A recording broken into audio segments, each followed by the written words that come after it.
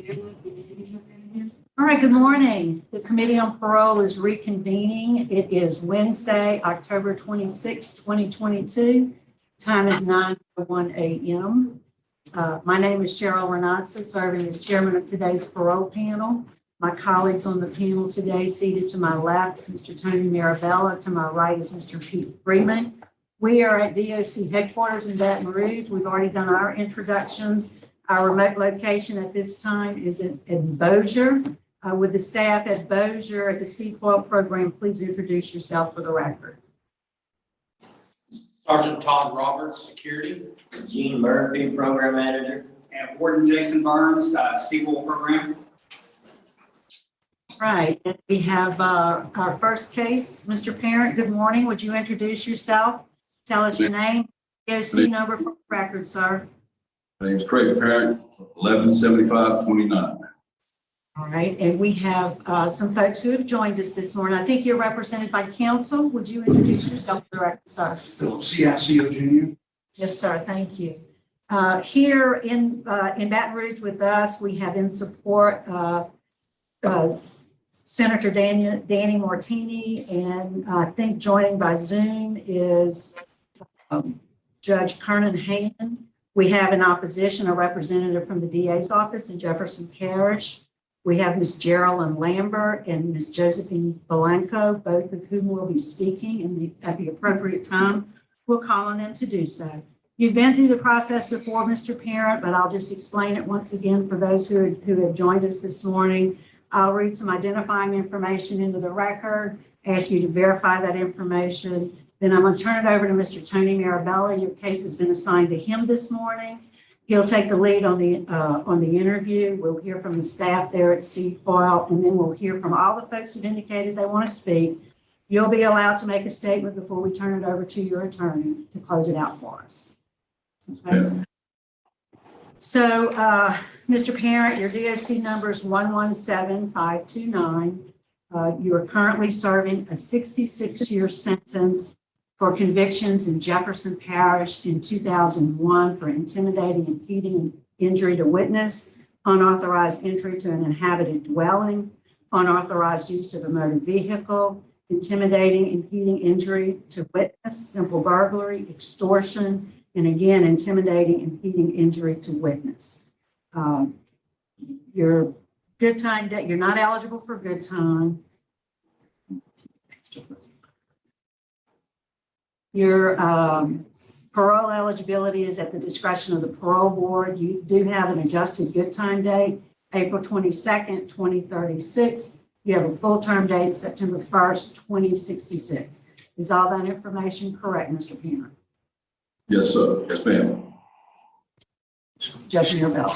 Thank you. Good morning, Mr. Parent. How are you today? Morning, sir. How you doing? I'm doing well, thank you. Mr. Parent, you're 60 years old, is that correct? Yes, sir, I am. How long have you been in prison on these charges, including any jail time you might have served at parish prison as well? I'm 22 years and 2 months, shy a few days and 2 months. Tell me a little bit about your educational background. How far did you go in school? I graduated from high school, sir.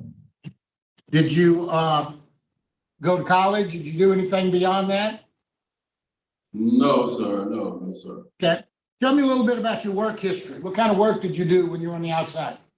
I was a contractor. I first started off as a framer, so I was framing houses. My father owned a construction company. You know, I worked during the summers, I worked as an electrician, a plumber, a carpenter, everything from cleaning the house to moving loads of sand.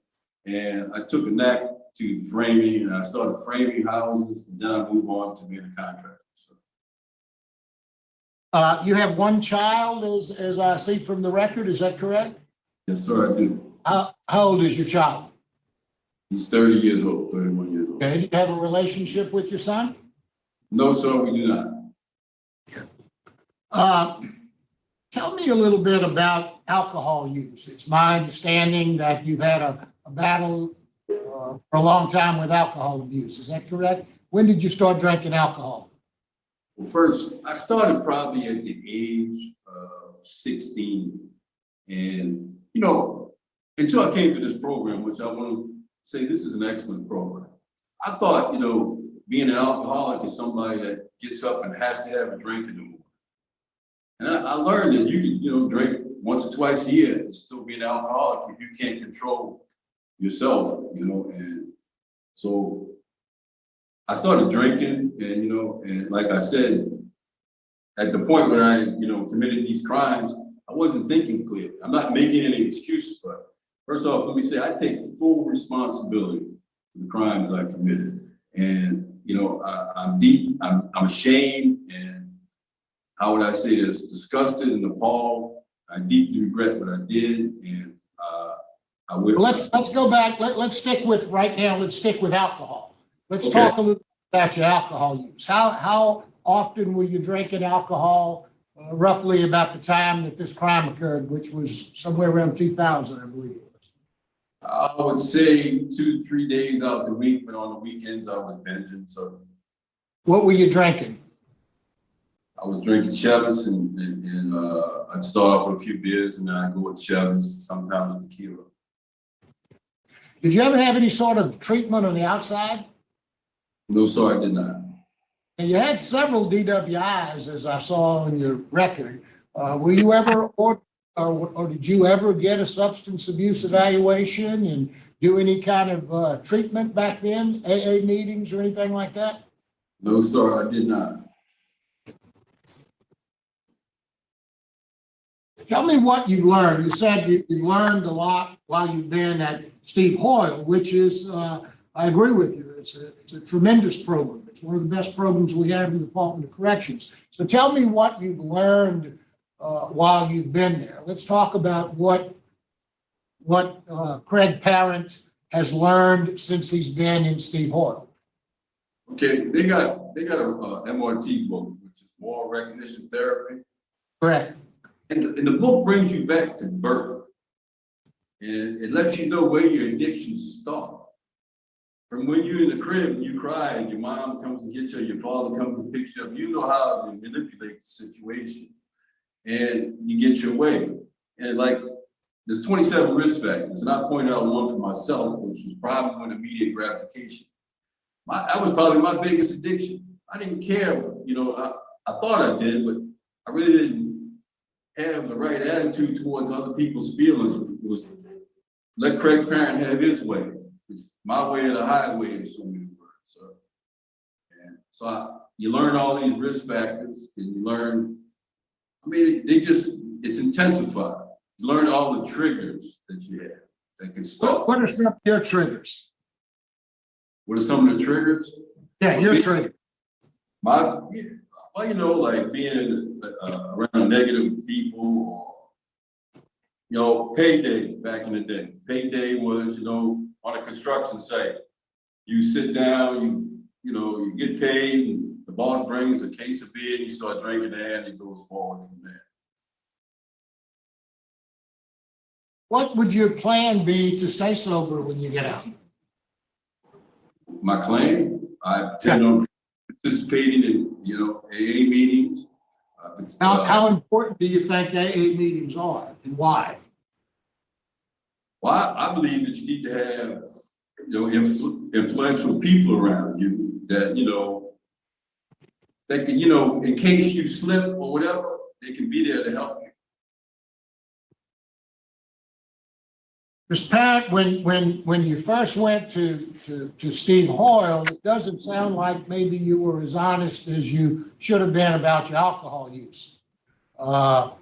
When you first came to prison, you were pretty straightforward about the number of DWIs you had and your alcohol use. And then when you got to Steve Hoyle, you kind of downplayed it a little bit. It sounds like maybe you've learned some things since you've been there that you maybe were not aware of before. Did you have any sort of, did you ever go to AA meetings when you were outside of prison? No, sir. How have you done in the programs? I looked at your report. The report is excellent. You've gotten a number of accommodations for speaking up in group and working in group. So tell me tell me what you believe has changed you, if anything has changed since you've been through the Steve Hall program. I believe if they'd had this program in the 80s, I wouldn't be back in prison. I've learned, to look deep into yourself. And I've learned how crime affects everybody, affects the community, affects real estate prices. I mean, there's a lot that I've learned. I try to have a speech, and I get so nervous when I come up here. All right. It just doesn't come out right. But I've learned that, like I said, that being an alcoholic doesn't just, where you have to wake up and have a drink. That you can just be an alcoholic and drink once a year. I've learned, the different, emotional states, the negative, the part that ego plays in a man's life or, a person's life. I've learned that, you gotta get past all that. Since you've been in prison since 2000, have you had any write-ups for intoxication? No, sir. Have you had write-ups since the last time you had a hearing before us? I was not on your panel, I don't believe, the last time, but have you had any write-ups since you've been, since your last hearing here, since you've been at Steve Hall? No, sir. I think my last write-up was in December in 2015. I don't have the information in me. I think that's the last write-up. Talk a little bit about, in looking at your history, I mean, it's no denying you have a substantial rap sheet. You don't have that many convictions, but you've got a substantial rap sheet. A lot of it has some violence on there, some anger issues, which are apparent to me. What have you done to address your anger issues? Well, they teach you anger management, hold your breath, think about what the consequences are, think before you act. You know what I mean? And instead of holding stuff inside, to communicate with people. Like instead of letting stuff build up, like if you have a problem with somebody, have a dialogue, and take deep breaths and try to be, cordial. And they show that how anger can, affect and destroy your life. Do you accept the fact that you have an anger problem? Yes, I did, sir. Especially when I was drinking. Yes, sir. Alcohol has a lot to do with it. Yeah, it triggers. I don't know if you know anything about my background, Mr. Parrott, but I was a judge and I ran a drug court for 14 years. So I'm pretty familiar with substance abuse issues and things like that. One of the things that I clearly remember, one of the expressions of AA is that I didn't always get in trouble when I was drinking, but every time I got in trouble, I was drinking. And so a lot of times alcohol changes a lot of things. And I think that Steve Hoyle also addresses anger issues. Have you learned anything in the Steve Hall program about your anger issues and how you hope to be able to combat that as well? Tell me why I should take a chance on you with kind of the history that you have. So tell me what's different today about Craig Parent. Well, sir, back when I came to jail in 2000, I took a deep look, fearless moral look at myself, and it wasn't a pretty sight. And from day one, I started getting self-help programs. I started seeing things that were wrong, and I tried to better myself. And I guarantee you, if you take a chance on Craig Parent, he'd be a productive taxpaying citizen. And my days of coming to jail or being a problem to anybody are over, sir. Mr. Parent, let's talk a little bit about what got you here. You're serving a 66-year sentence. You've got a significant, you were convicted of 7 counts of offenses. Talk to me a little bit about that. First off, let me ask you, what was your relationship with Geraldine Lambert?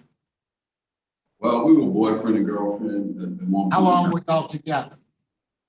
A little under a year, sir. I assume that, just doing the math, I assume she's not the father of your son. No, sir. No, sir. Do you have any children together or any other relationship? No, sir. I have one child. Tell me if you would, and I want you to be honest with me today. Mhm. Because today is the day of reckoning, and I'm interested in knowing who you are today. Tell me as best you can recall what happened and what you did, and why you did the things that you did that led to your conviction of all of these offenses. Well, like I said, I had a problem with, immediate gratification. And I was dealing with a lot of failures in my life at that point in time. Instead of blaming myself and manning up, I took my anger and my aggressions out on Miss Lambert. I put some emotional scars on her that I pray to God that he removes at some point in time. And I said some things and, I felt as though I was twisted. I was, not in the right frame of mind. I mean, there was What were no way. what were some of the things you did? Just tell me what it is that you did. What some of the things that you did that caused you to be convicted. Tell her, different things like, there was some money involved to pay a credit card debt off. And how would I say this? I had thought that the money was supposed to be paid back. Anyway, to make a long story short, I take full responsibility. And I intimidated. I used my bullyish attitude to try to get things from her that, I was overbearing. I made some threats. I said, you blanked with the wrong person. I went in the garage and I took the exercise bike and my tools out. And I didn't have permission. One night we was arguing and I left in the car, because my truck was low on gas. But there's no excuse. I'm not minimizing anything. The crimes I committed were, severe. And, I wasn't even thinking clearly. Let me ask you this, Mr. Barrett, in working through Steve Hoyle, working through the various programs that you worked through, I think you took Thanking for a Change in a few other programs, anger management, victim awareness, reentry program. Tell me what you've learned or how you think what you did to Ms. Lambert has affected her. I think that made some tremendous harmful scars on Miss Lambert. And I pray to God for forgiveness, and I hope one day she can have closure on it.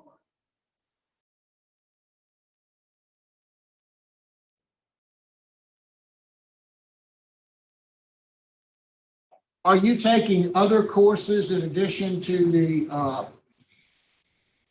Steve Hoyle program right now? I know Steve Hoyle has a number of things, risk management, living in balance, victim awareness, anger management, MRT, job readiness. But are you doing other things as well? Were you doing Thinking for a Change in nurturing parent, other things like that?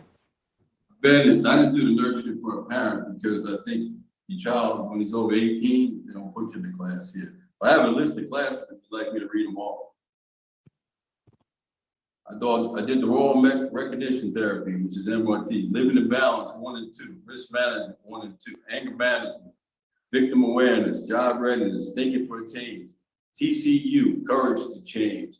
I did a Commitment to Change course, which is mostly videos that's put on by Dr. Sanamar. And he goes into prisons, and I think in Texas and Michigan, and he interviews prisoners, and there's a big dialogue, there's role playing, and it shows how, some people can change. I did quitting alcohol. I'm in coping skills right now, and relapse prevention. Relapse prevention is a book out of Michigan that, here's a stack of books right here. It's a book out of Michigan, which is from, I think, the Michigan Penitentiary, and it points out plans you can make to stop yourself from relapsing or coming back to jail. And my biggest Go ahead. thing is Sorry. I talk to God. I'm not trying to play with, I have a personal dialogue with God. So when I have a problem, I lay in bed and I talk to God. And I've learned that calms my nerves, and that there's a higher power there, that can restore sanity to my life. Mr. Parent, what is your transition plan? What, if you were granted an early release, where would you live? What kind of work would you do? Where would you go? Tell me a little bit about what you plan. I've had several job opportunities. Judge Hand has offered his pool house for me to live in. And I'm gonna go to work for my dad at first because I just want to do the right thing by my father. So, he's remarried and I don't want to cause any harm or havoc in his life. He's got a new wife and all that. So Judge Hand has offered me, a residency with him. I'm gonna live in his pool house. And he says he has job opportunities to me. In fact, Senator Mott, there's a number of people that have offered me jobs. I have plenty. But my biggest thing is, if you let me out, you find me at St. Angela Maurice. I'm going to go to that preacher and I'm going to ask, is there any community service I can do? Can I help a vet that might need a bathroom fixed so we can get in with a wheelchair? Can I fix a kitchen? And I went to school there from first to third grade. My parents got divorced and we moved. But I'm going to go to that church and I'll be there on Sunday morning at 8 or 9 o'clock mass from 10 to 1st. And I'm at asking the priest to please let me know if there's any community service that I can do. But also, when I was in Angola, I played a big part in the reentry program. I taught carpentry there. And I was able to get a bunch of guys jobs. So I want to reach back and see if I can help get the people jobs. Because it's hard to get a job coming out of prison. But when these guys go up there and they learn a trade, and I think they need a break with it. So How long did you work with the entry program? I was there for 4 years. I was the lead mentor over the carpentry program. The sheetrock, I think they got certificates in there. I was at the police, but I learned hazmat. I taught hazmat. I worked all over the state. Mr. Parent, I appreciate you're talking with me. There's some things that you can't help. For example, there's law enforcement opposition on your early release, strong victim opposition on your early release. Your criminal history is certainly not the best in the world. Is problematic.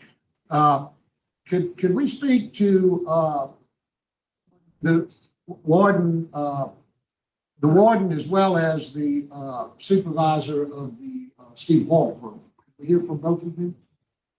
What can you tell us how Mr. Parent is doing? Good morning, everybody.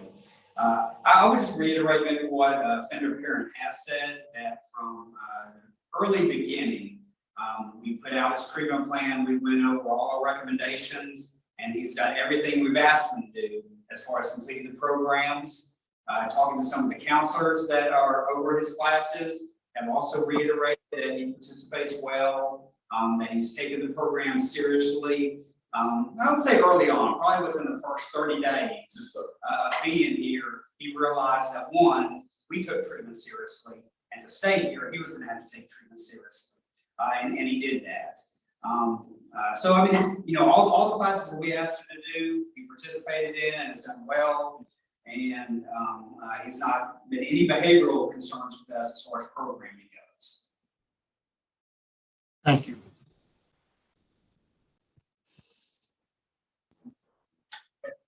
Sergeant Todd Roberts.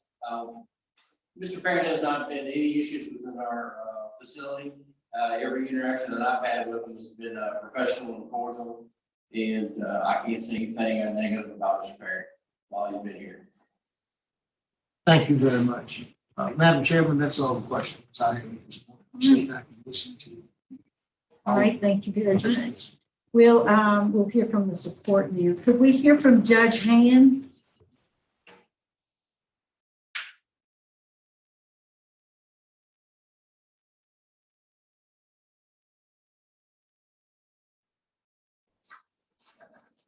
Go ahead, sir, if you can unmute your mic. Thank you. Can you hear me? Yes, sir. Okay, great. Please excuse the fact that I'm not too familiar with the Zoom situation. I guess I'm somewhat of a dinosaur with all this new technology. But a way of introduction, I was a judge in the 24th Judicial District Court for approximately 15 years. I've served the parish of Jefferson in various capacities over the years. I was originally a city councilman for the city of Kenner, and now I'm a magistrate with the city of Kenner. I think I'm in a unique position in regard to Craig Parent. I've known him for over 30 years, so I knew him before this situation came up where he's been incarcerated for, I believe, a little bit over 20 years now. I know that he is a totally changed person from the person that he was when he committed these crimes. I mean, I've talked to him a number of times. I believe a tremendous amount of programs that he's been active with, I think, have really made a strong impression on his life, and I believe he has been totally rehabilitated through these programs. I've worked with him over many years, and I've just seen from the time that he was active with the Impact program, where we went to hunt and gave out awards to the young people who graduated from that. I know he's been working with the reentry program. I think he has a special ability to reach out to young people because he's been on both sides of the fence. And I think I think he could be a mentor for young people. I think he helped a lot of young people with the reentry program. And I really think in a mentorship role, he could really do a lot of good, especially in our community in the greater New Orleans area where we have a lot of crime. And I just think, he could do a very good job with that. I know he wants to work with his father in construction. His father's elderly. And I think he has a great ability. I know when he was at the police barracks, state police barracks in Baton Rouge, he did some tremendous carpentry work with that function and with their facilities. I am willing to provide him housing. I'm willing to, I hate to use the word supervise him, but work with him. I was doing some work with the schools with other judges who were going around with the, just say no to drugs program. And I think he would be a great person to speak to the high schools, the high school students in our area. He would be a great example of someone who has been through drugs and alcohol and all of that. And I think he would do a great job in relating to young people. I know he wants to establish a relationship with his son, and I really think he could do that at this point in time. I would just be glad to answer any questions at all. I mean, I'm willing to help him because I think he can be a credit to the community and he can accomplish a lot of good. And I can tell you, he is a different person from the person I first knew. And and I credit the Department of Corrections. When I was in the legislature, I was on the criminal committee, and we established a lot of programs. And I think he's a perfect example of what this board and the criminal justice system has done. And I credit and thank y'all for your service. And I'll be glad to answer any questions as best as I can.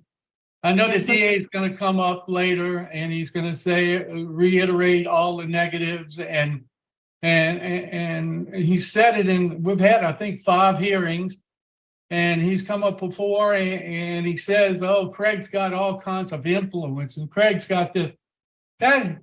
If Craig had influence, he wouldn't have been in jail for 20-something years on this crime. I can tell you that. Sir, excuse me, sir, we need to move on. Okay. Sorry, if there's any We questions. appreciate your remarks. Thank you so much. You're welcome.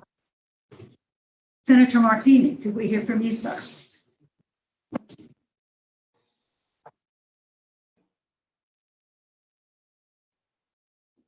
Good morning. Members of the board. Let me correct Ms. Renata, although I guess in some way I can still be referred to as a senator. I have not been a senator for the last 2 years. But where I do come from is when Judge Ham left the legislature in 1994, I took his place. In 1996 and the following 8 years, I served as chairman of the Criminal Justice Committee in the House. Then I moved over to the Senate and served one term as chairman of Judiciary B, which is cover corrections. And I guess you'd say, my talent, where I expended a lot of my energies, is correcting wrongs that we may have enacted, by mistake.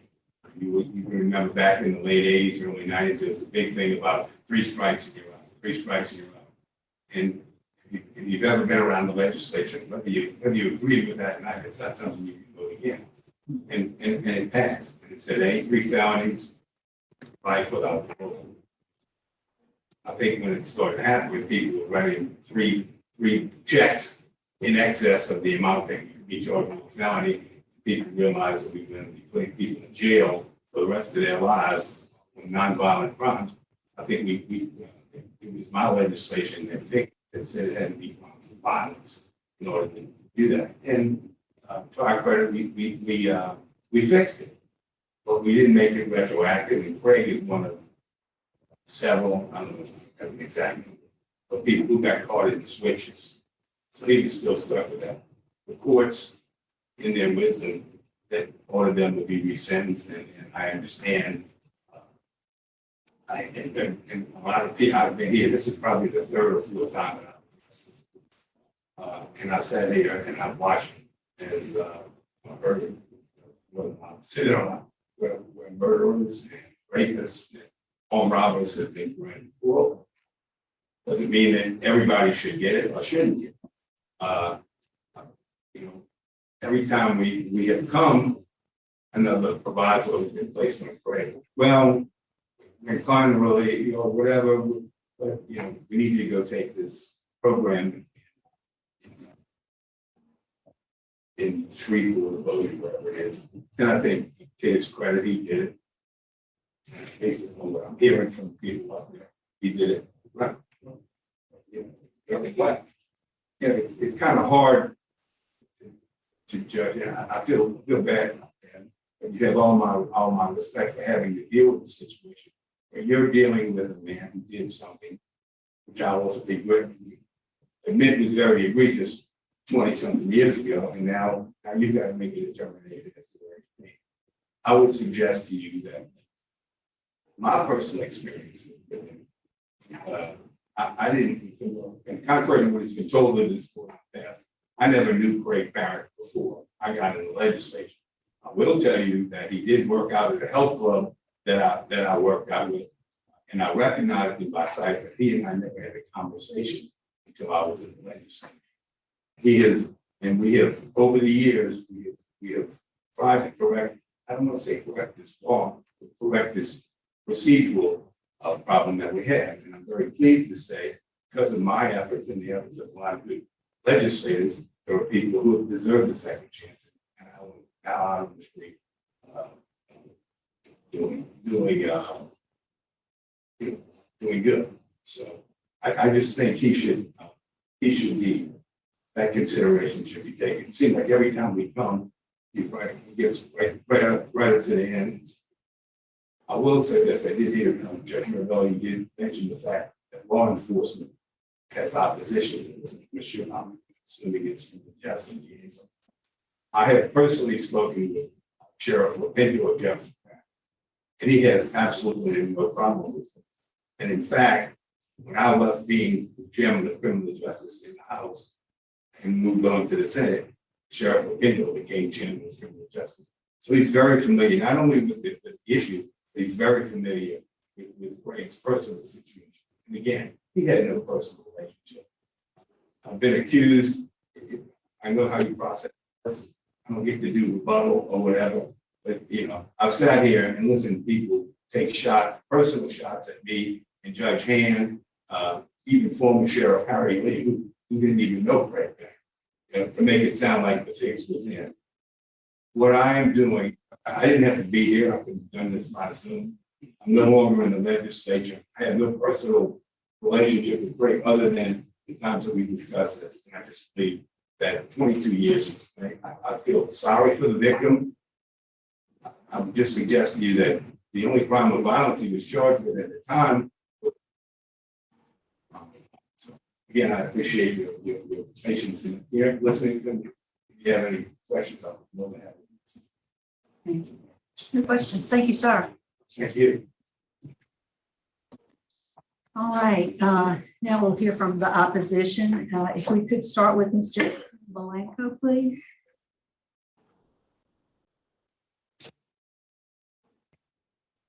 Okay, wait one. Good morning. My name is Joe Blanco. I'm Ajia's mom. I find it very interesting. I'm just going to say this, that the good senator says he feels sorry for us. Well, you know what? He nor Judge Hand lived the horror and the terror that I lived for my family, for my grandson who was very, very young, for my other children, and especially for my daughter. I'm going to give you one incident. I was bathing my grandson in the sink. And this will be, Craig, you know, will be with me for the rest of my life.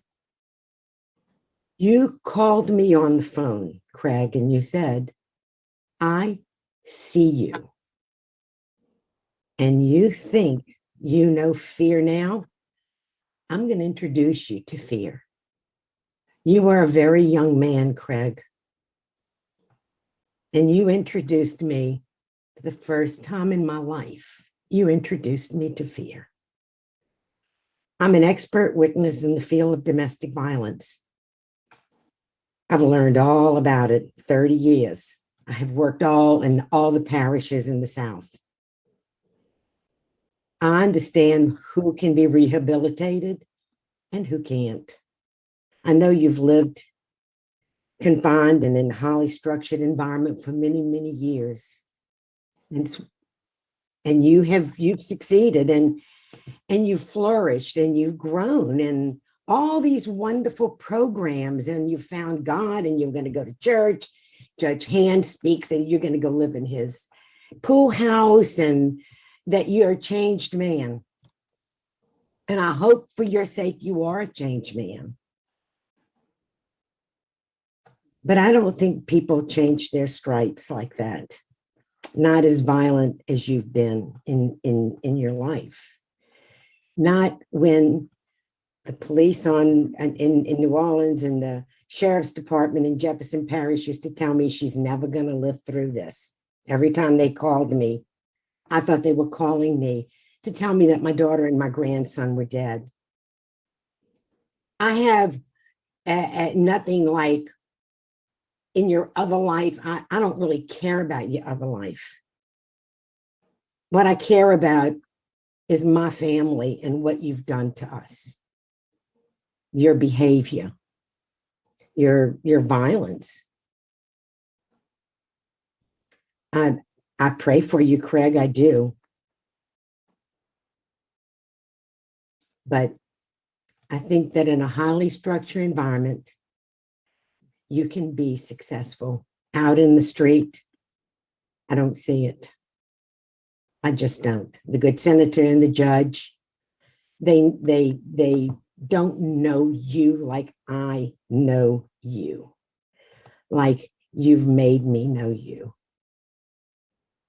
And I'm very much against you receiving parole. My letter stands as it is in your file. The Honorable Parole Board, my letter stands. And thank you very much for listening to me. Yes, ma'am. And thank you for your remarks. Ms. Lambert?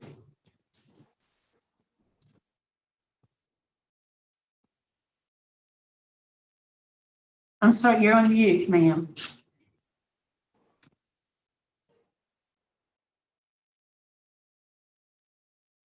There you go. Thank you. I'm still very much against Craig getting parole. I have no hate in my heart for him. He sounds like he's doing really well in there. But what I'd like to share, what I'd like to make sure you all know, and I may have said it before, is I also have a letter or two in the file that should be. I hope y'all have read it. I do stand by it. And here's the thing. When he did these things, when he did these horrible things, it was over a protracted time span. He was not drunk. He was not under the influence of drugs. He did these things because of his core and who he is. He's a predator. He just is. Every thought he has is predatory. It's calculated and it's ahead of time. He doesn't have a relationship with his son because of what he did to his son's mother, who is too scared to come now today to testify. He says he wants to go live with his dad. God bless his dad. His dad is sick and elderly now. And when Craig was out, all he did was take advantage of his dad, steal from him, lie to him, and hurt him. His poor dad, God bless his dad, he's not going to do anything except take advantage of his elderly father if y'all let him out. As far as Judge Hand, you know, the judge on the right who ran the drug court, who says he's run the drug court in the past, I know you know, and I'm sure all of you know that you know, when you really want to be rehabilitated and stop what you've done in the past, you have to change your people, places, and things. Judge Hand is one of the old people, and he was running drugs Craig was running drugs and prostitutes for Judge Hand, and Lentini too, and doing their other dirty work and being their strong man. And it was because of their influence that Craig could not get arrested. We're here to talk about your feelings about Craig's parents and his possible release. Period. I'm sorry. I'm just letting y'all know that that's part of why Craig was able to go on his. Now, I'm not the only victim. He burned a family's house down, and that man's too scared to come testify anymore. There are several other victims that have left the state completely because they were so terrified. I'm only here because I know if he gets out, he's going to come kill us and harm everyone else he touches. He does have a good skill in construction. It was his contractor's license that caused another attorney to introduce me to him to be a contractor. But he's a con man, and he's a predator, and he's a thief, and he's a harmer. And there's a huge danger in letting him out and letting him do business with people, because that's one of the ways in which he victimizes people. It's severe. Y'all know he's a murderer. Y'all know he is. That poor mother never got justice for her son because of people like Judge Hand and Senator Lentini, getting him out of trouble and protecting him. Lambert, we're here to speak about Craig Parent. I am speaking about Craig Parent, ma'am. Yes, I absolutely am. It was not, you know, the thing he said about getting out to the young people. He's the last person you want around our young people. He's doing well in jail and maybe helping them in jail because he's around guards, because he's guarded in by bars, and because he can't do the bad things that he will do if y'all let him out. He can't help it. He talked about Jesus to me too. It's not true. It was not because of drugs or alcohol that he did these things. It's in his violent nature. It's in his predatory nature. It's who he is. I have no personal ill will against him, but if y'all let him out, there will be more blood on the streets. There will be more killing. There will be more thieving, and there will be more torturing. And he is not someone who, he is one of the bad guys. And I'm glad he's being good in jail, and I'm glad he's being helpful there. But for society's sake, and it's not just women, it's anyone. Winter, can you wrap it up for us? Wrap it up, please, ma'am. Yes, please don't let him out, because unless he's under guard and behind bars, he's a predator and he will continue. It's not caused by the alcohol or drugs. I was there. I know this was a long term. It's premeditated. It's just who he is. Please let him stay in the jail and do the good he's doing there. But he has to be in that environment in order to do the good he's doing. Thank you, ma'am. Thank you. Might I respond to the allegation that he was running drugs and prostitutes? I assume she was talking about me. No, I don't think she didn't mention your name. She said Lentini, Senator Lentini. That's fine. Just want the record to be clear. Thank you, sir. Mr. Wolf, would like to hear from the DA's office.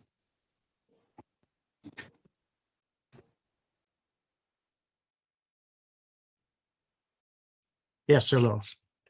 Can you hear me? Yes, sir. All right. Thank you. I want to thank the board for this opportunity to come speak to you today. I have been involved in this case since 1999. I was at that time the chief of the Family Violence Prosecution Unit, a unit within the Jefferson Parish District Attorney's Office that reviewed and prosecuted cases of domestic violence and child abuse. When this case was brought to my attention, I looked at it, I screened it personally. I interviewed the witnesses, I spoke to the police officers, read all the reports, and I charged this case. I then kept the case as a vertical prosecution. I was lead prosecutor at the trial of this matter.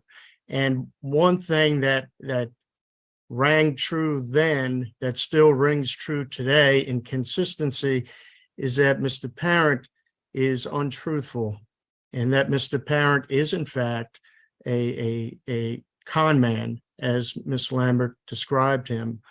When we went to trial, Ms. Lambert testified and Ms. Blanco testified as to the physical violence that Ms. Lambert was the victim of, and the threats that were made towards Ms. Lambert and her young child by Mr. Parent. He made threats through Ms. Blanco after Ms. Lambert had left her residence to seek refuge with her mother. He followed her there. He continued to make threats. He was going to kill and dismember her child. He was going to kill and dismember her. He was going to burn down her residence, things of that nature. During the trial, we were able to bring in other witnesses who were also victims of Mr. Parent, Mr. Mel Robards, who had a financial dispute with Mr. Parent. He and his family were threatened by Mr. Parent, and his residence that was being built by Mr. Parent was a subject of an arson. Mr. Parent denied at trial that he would ever cause harm or threaten Ms. Lambert because he doesn't threaten women, and it's not within him to do that, at which time we were able to call his ex-wife, Ms. Casey, to the stand, who testified not only that Mr. Parent had threatened her during their very short marriage, but she kept it documented in a diary that was introduced at court. Mr. Parent does have a child with Ms. Casey. That child, who is now an adult, has sought and obtained a restraining order. Should Mr. Parent ever be released from DOC, that child wants nothing to do with him. That was done at the resentencing hearing. Mr. Parent blames his alcoholism on his actions, and that's something that we should look at, because again, 20 some odd years after he's convicted, he's ordered to go to Stephen Hoyle, and Mr. Roche has been asking him or advising him for over 2 years to go to Stephen Hoyle. He finally goes to Stephen Hoyle, and the first thing he does is he lies at intake. Oh, I have 3 or 4 beers a month. Again, in order to change, you've got to want to change, and you've got to be honest with yourself. And this man is still lying about his alcoholism, his substance abuse issues, and his he claims that he's now rehabilitated. It didn't happen. At the trial, we had an inmate testify that Mr. Parent had offered him money to kill Miss Lambert because he thought he was going to get out. This is while Craig Parent is in jail and has no access to alcohol. When Mr. Parent testified that he never offered anybody to kill Miss Lambert and he just wouldn't do anything like that, we brought in a second inmate who he had also offered money to kill Miss Lambert. And this is a man with a prior crime of violence in his background. In 1987, he was indicted along with a co-defendant for first-degree murder. 3 weeks after indictment, he was allowed to plead guilty to attempted armed robbery. That was his first crime of violence on his multiple bill that we filed, wherein we had the attempted armed robbery and the extortion, 2 crimes of violence. So this was not somebody who wrote 3 bad checks and was sentenced to life. This was a man who had 2 crimes of violence and another felony offense, wherein Judge Zeno, after listening to this case, sentenced the defendant to the maximum possible prison sentence for every count, and he ran them all consecutively, noting that Mr. Parent is a continuing danger to Miss Lambert and to the public at large. And I submit to you that he has not changed, and that's evidenced by the fact that he has cyber-stalked Miss Lambert while in prison. And this came up at a parole hearing, I want to say in 2017, if I'm not mistaken. He has also made improper contact to the parole board through third parties, and he has been written up for that. He was in the state police barracks until he was kicked out for making unwanted and continuous contact with a female civilian employee and her young daughter, who happened to be at the facility on that day, because the civilian employee couldn't get a babysitter on that day. He's denied any need for psychiatric help, although he has a history of violence that is evidenced by his record. I also, like Ms. Lambert, hope that y'all have all had the opportunity to read the letters of opposition, not only by myself and Randy Meyer, but Ms. Lambert, Ms. Polanco, Mel Robarts, Don Casey. We've been coming to parole hearings now since March of 2015, and I believe those letters are written in March of 2015, the first letters. This is a man who was sentenced to life without the possibility of parole. So please excuse the frustration that some of us may have shown during our testimony today. But it's evident of his history when he can't even tell the truth to intake at Stephen Hoyle, and when he tells the psych personnel that he's only there because he's being forced to be there. There's a difference between wanting to be rehabilitated and wanting to better yourself and giving lip service to the folks that you think can help you.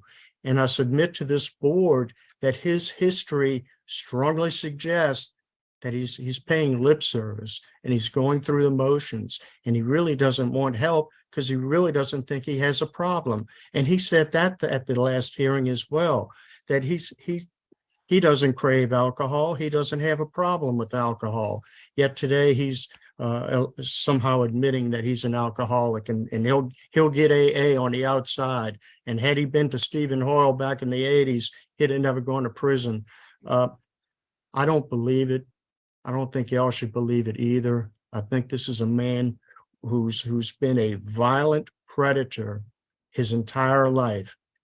Back in 1987, when he was involved in this execution style murder over drugs, he was 25 years old. When he's terrorizing Miss Lambert and Miss Casey before her, he's pushing 40. It's not like a young kid that made a mistake and he's now rehabilitated. This is a pattern over many, many years that you can't change somebody's soul. And this man is a danger to society, and he's a danger to Miss Lambert and her mother and others, probably Miss Casey and her child. And we strongly urge the board to deny Mr. Parent's request and to err on the side of safety for not only the victim in this case, but society in general. As both Skipan and Danny Martini have testified, we've been butting heads for many years now. I think of significance is at the resentencing, which just occurred in 2020.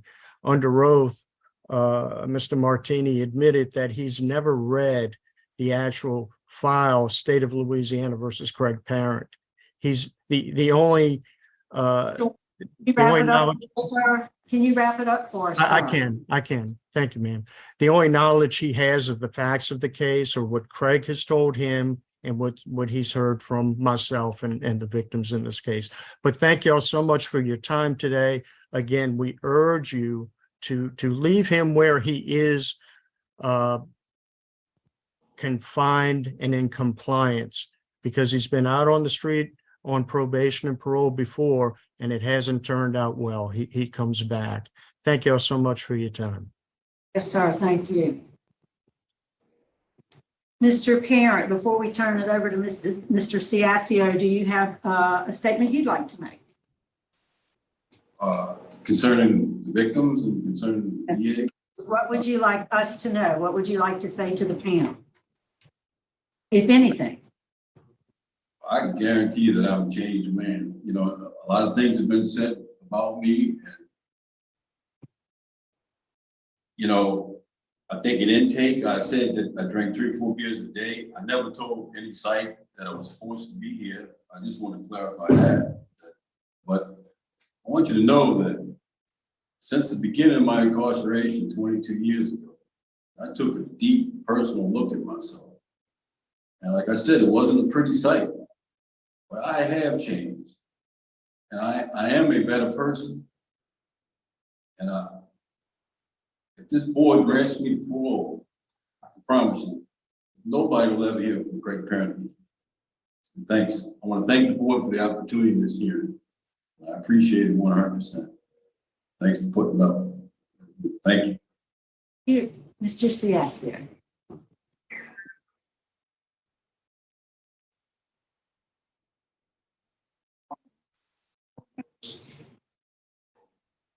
I think this is my 5th time here, and there is one thing that has not changed, and that is the facts of the crime that was committed 22 years ago remain the same.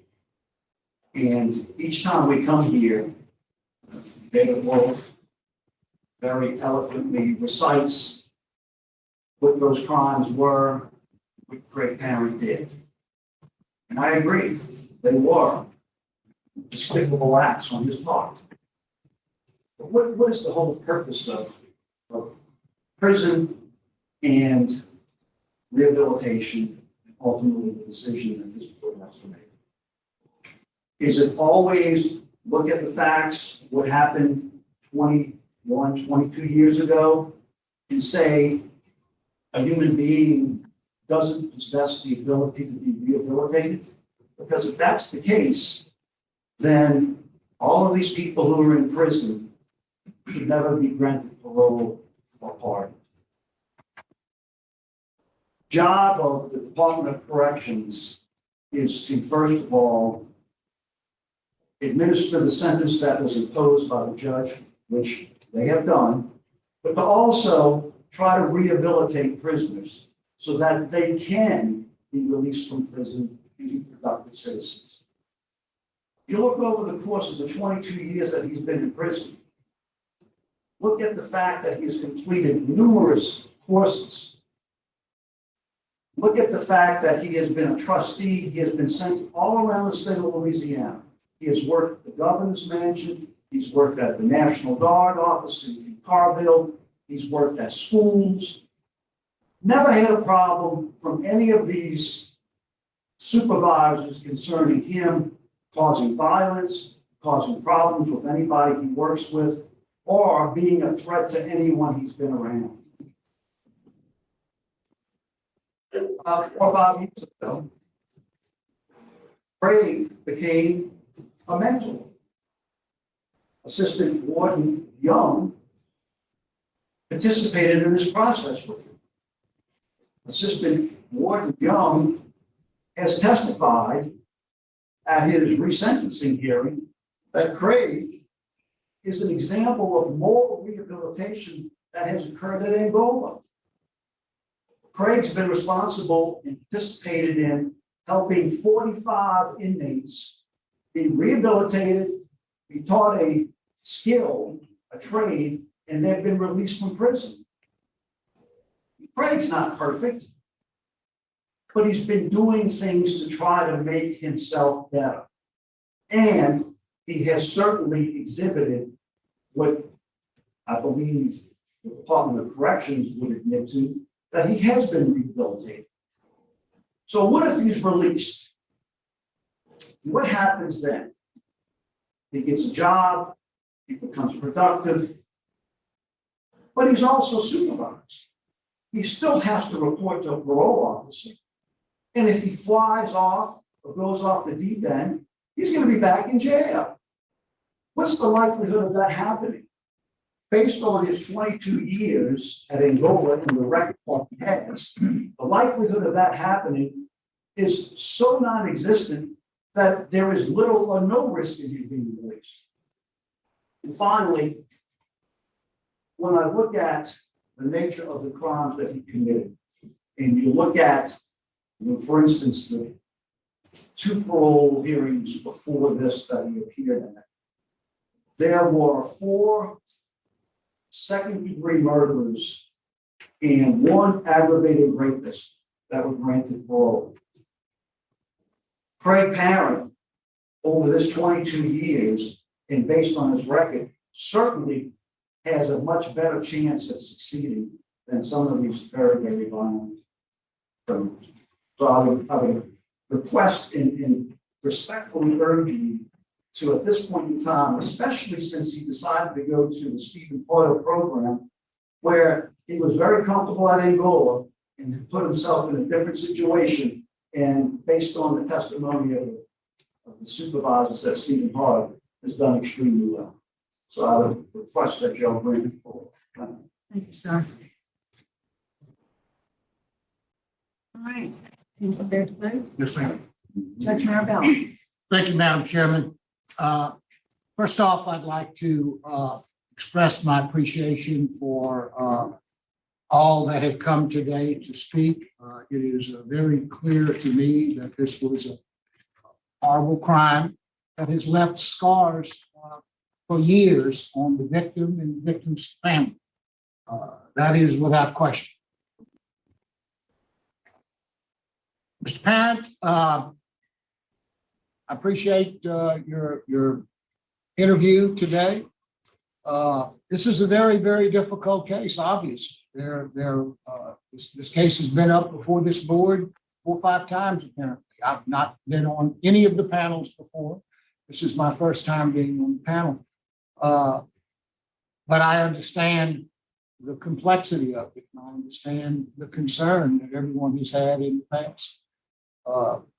This year marks my 50th year in the criminal justice system, the legal system. I was a district attorney, I was a defense lawyer, I was a judge, now I'm on the parole committee.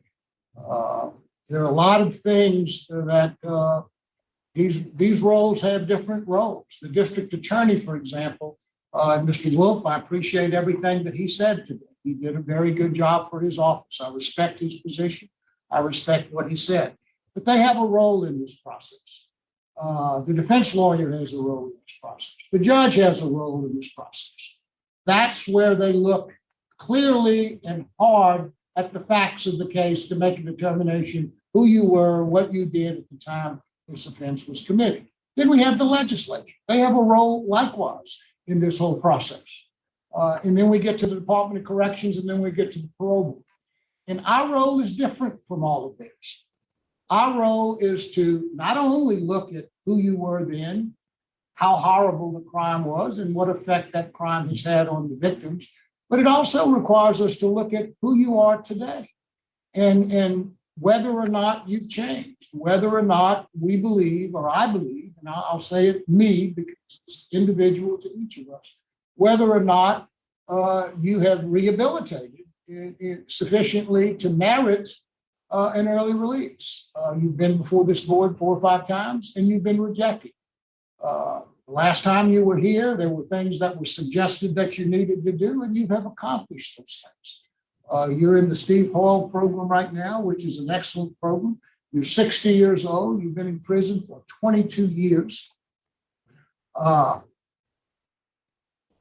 You've explained to me your sobriety plan and why you believe you'll be able to stay sober. You have a good treatment plan. You have a low risk. Good remarks by the warden and the supervisor at Steve Hall facility. There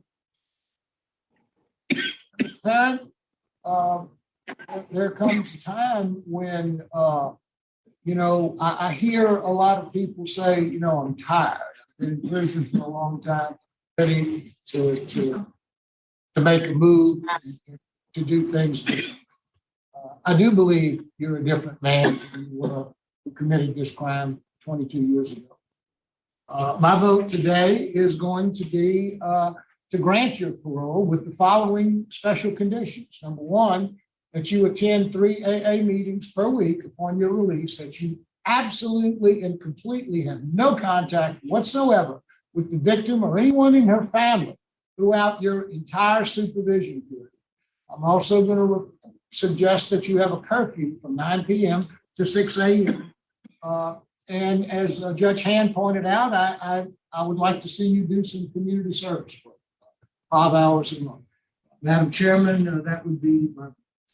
Thank you, Judge Mirabella. Mr. Freeman? This was a very, very challenging case.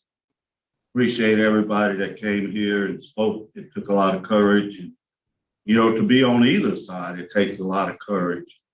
But my vote is the same as Mr. Marabella. I vote to grant, but I also would like you to be placed on electronic monitor. That way, if you come anywhere near the victim or their family, I'll be the first one to vote to put you back in jail. So we're gonna put you on electronic monitor, make sure you stay clear. If you see them in Walmart, you leave. Okay, you understand? Yes, sir. Okay, well, that's my vote today. Thank you, Mr. Freeman. All right, Mr. Parent, based on everything I've heard today and heard in the past, you've done the things that I asked you to do. Well, my vote is the same as my colleagues with the same special. Thank you. Upon completion of the Steve Hall program, Yes. you got to finish the program. Yes, ma'am. Success, Yes, ma'am. follow whatever aftercare treatment program they recommend. Yes, ma'am. Thank you. Ms. Renata, excuse me, if I may. We would also request that the board consider placing Mr. Parent on a scram bracelet as a condition of parole as well to monitor any potential alcohol use. You don't have them, you have to pay for them. Would it be at his expense? Those DA's office want to pay for them? I do, I'm not. That would be at the inmate's expense. All right, there's no unanimous vote here by the panel to order that scram bracelet at this time. Thank you, everyone who participated today. We appreciate it. Warden Burns, that concludes our business at your facility. Thanks for accommodating us. It's 10:11. Yes, ma'am, thank you. Thank you. Whoa. Okay, let's unpack this. This was so intense. Wow. What did we step into here? I don't know if I should be nervous to comment on this. I gotta tell you, I haven't seen a hearing where we've had a former senator and a judge get up and talk to the inmate. It was almost comical. The judge at the end of his speech said, and I don't, on so many words, I don't know why people are accusing Craig of being connected. If he was connected, he wouldn't still be locked in. And then the person who comes up to speak right after him is a senator. It's like, if you have a senator talking at your parole hearing, let's not deny the fact that you're connected. Okay, let's just admit it. Now, I agree he's not connected enough to completely get out of prison, but when it was it the judge is giving you your pool house to stay in after prison, yeah, you're connected. Then one of the victims accused him of being, was it with the judge and the senator in the whole prostitution ring? Wow. I've been Googling and looking for his records and court dockets. I found notices of appeal. I'll put it in the comment section, but I haven't been able to figure out his full criminal record. And quite frankly, I'm confused. So what they were stating is that they threw the book at him. They threw the prosecutor, the judge, they threw the book at this man. He got basically the maximum sentence, all concurrent, not consecutive, which means that basically he would have been in prison for life. He has served 22 years. And what I can't figure out is, it seems that it was really just for the third strike that they got him, because without saying that he is a bad guy or he's not a bad guy, or unless I'm missing something, it does seem that this final thing that got him locked up for this long was making verbal threats and intimidating a witness. And I believe that he really did say and do all those things, and it was terrifying, and I think that people should be afraid of him, or I believe that they authentically are afraid of him, but it still comes down to just verbal threats, not actually doing anything. So I'm a little confused. And if so, and I guess I should just stay away from further commenting, because I just don't think I have all the information here. Just from commenting on that whole aspect. There's another thing. Was it 3 women got up and spoke defiantly and bravely, especially if they are genuinely afraid for their life if he gets out? Then it probably would have been the bravest thing for them to do, but also a scary thing to do. I know the other woman, was it his ex-wife? Was too afraid to talk. Then they kept bringing up that his son doesn't have a relationship with him, but why is that something indicative of him? Because obviously anyone can talk your young son into hating your father, right? They can say what they want about him once he's locked up in prison. So I just don't look at that as a data point.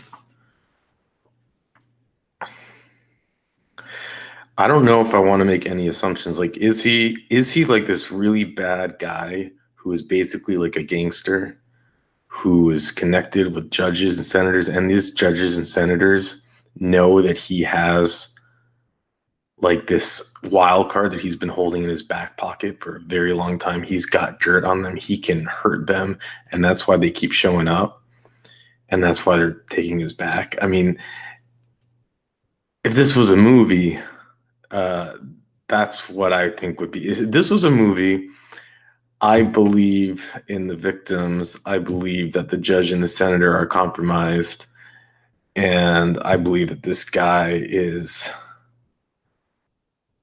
a scary dude. If it's a movie, would these women just hate him so much to get up here and try to keep him in prison without having genuine fear for their lives?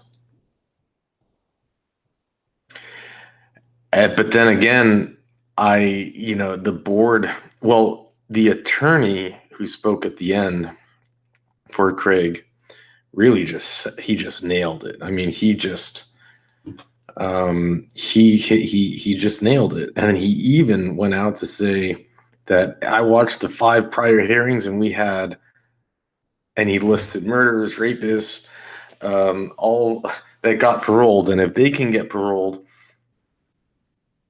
how is it possible? And that's the truth. If he did not get paroled, you would know that it's a political move. I mean, that's my opinion. There would have been no ifs, ands, or buts about it. He's been locked up 22 years. Is this his fifth parole hearing? And if he would have gotten denied, it would have been a political statement. I mean, frankly, you would think it'd be a political statement for all the prior times that he's gotten denied. He must have been, imagine this man who, if it's like a movie and is fitting his character, would be like really quite an egotistical man. Having to be humble to spend 20 years in prison and then going to a Steve Hoyle program, and he couldn't even help himself. He just had to tell them, I'm not supposed to be here. I'm not an alcoholic. He's such a nerd. I'm afraid to say anything.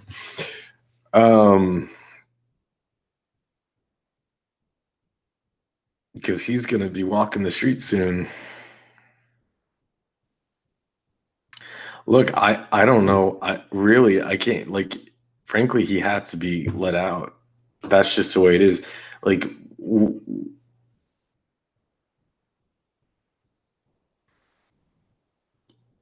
if you don't let him out, it's just hypocritical of the entire system, and you're making biases and judgments. Do you think that he is going to have that he's going to let himself get locked back up because he wants to seek revenge? It would have been funny if he got the alcohol scram bracelet, because he already has to have one bracelet to monitor him. So he would have had 2, one on each leg, one monitoring his intake of alcohol and one keeping track of him. It kind of would have been funny. I don't know why I'm laughing about this, but I guess the idea of that, it would have been funny. But they didn't want to do it. And you know what? The prosecutor office had a chance to say, we'll pay for it, and he didn't want to. Maybe he couldn't make a jump call on it, and the parole board wasn't willing to pass that cost on to Craig. He still has to finish the program. Then he's going to get out and live in his, was it the senator or the judge? I can't recall's pool house.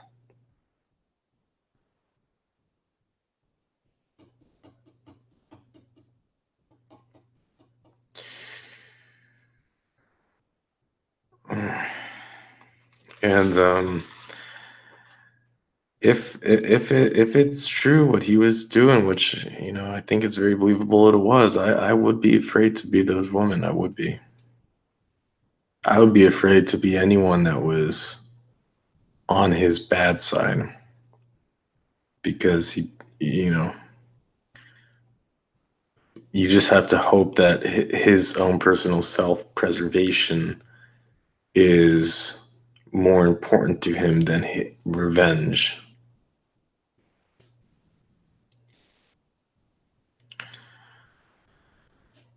But yeah, this is something that I really want to hear your thoughts on. I mean, I always want to hear your thoughts on it. And I'm excited to share this one with you. This is real interesting. This one is definitely out there. And if you see any research on it, on the courts, please email me and I'll drop it in the description. But with that, I'll let you go.